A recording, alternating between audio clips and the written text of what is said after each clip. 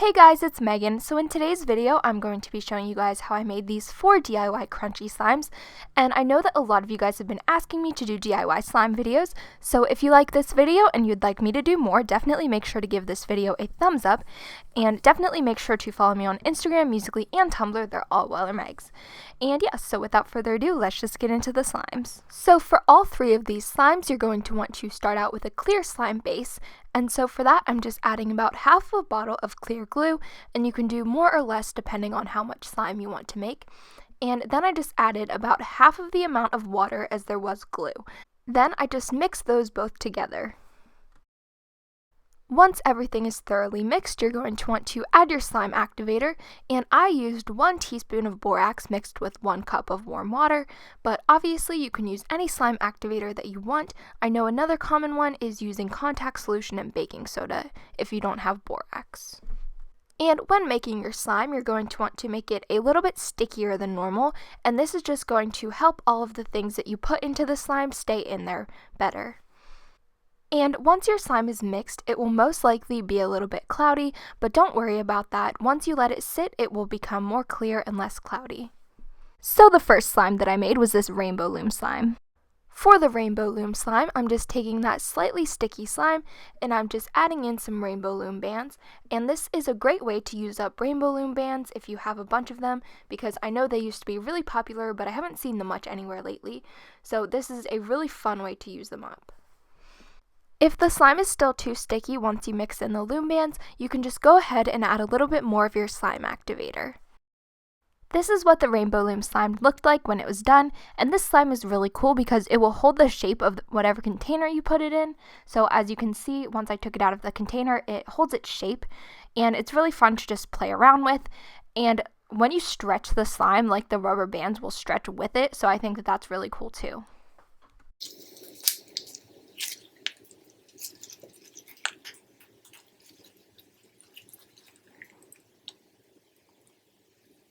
And the next slime that I made was this straw slime, and this was inspired by Karina Garcia.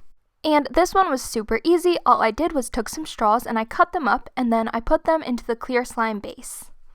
And when you're cutting the straws, you might kind of notice that the ends of the straws stick together. So all I did was cut them up into a separate container, and then I kind of like puffed them back up and then put them in the other container. And then all you'll want to do is add them into your clear slime base. This slime looks really cool after you let it sit because all of the straws will just float to the top. And honestly, I don't know what it is about this slime, but it feels so cool. And I would definitely recommend trying this one out. Like, I don't know what it is, but I just love it so much and I cannot stop playing with it.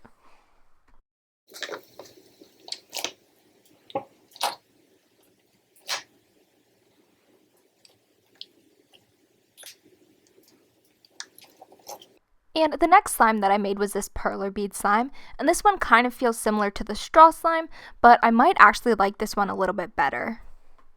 So for this, again, just start out with a clear slime base and go ahead and just add in some Perler beads. And go ahead and mix that all together. This is how the Perler bead slime should look like when it's done. And I didn't let this one sit like I did for the other ones, so it still has some bubbles in it, but this one is again super fun to play with, and this is definitely one of my favorites from this video.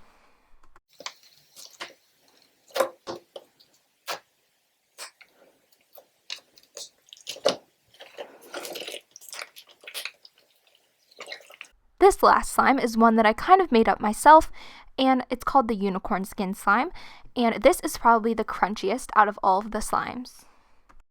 The unicorn skin slime is made slightly differently than the other 2 slimes, but you're just going to want to pour in about half of a bottle of glue or however much glue you want, and then you're just going to add a little bit of water just like we did before, but instead of adding the activator here, you're going to want to mix in some glitter, and I'm just using a whole bunch of types of glitter, and it really doesn't matter like what glitter you use, just whatever you think will look good. And you really can't add too much glitter to this slime because it is going to eventually be a crunchy slime, so I'm just adding some iridescent glitter, some pink glitter, some purple glitter, and I'm just mixing that all together.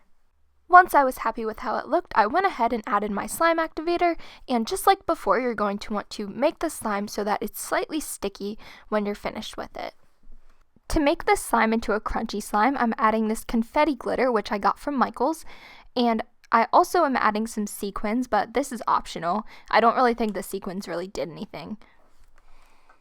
So I'm just adding in the confetti glitter, and this makes the best crunchy slime. I think it makes a really cool sound too, which I will show you guys in the ASMR portion at the end, but just keep adding that in and then mix it all together. And just like with all of the other slimes, if you think that the slime is too sticky once you've mixed everything in, you can always go ahead and add more slime activator. This is how my finished unicorn skin slime came out, and this slime is super fun and it's very crunchy, and I think that this is definitely the prettiest of the slimes.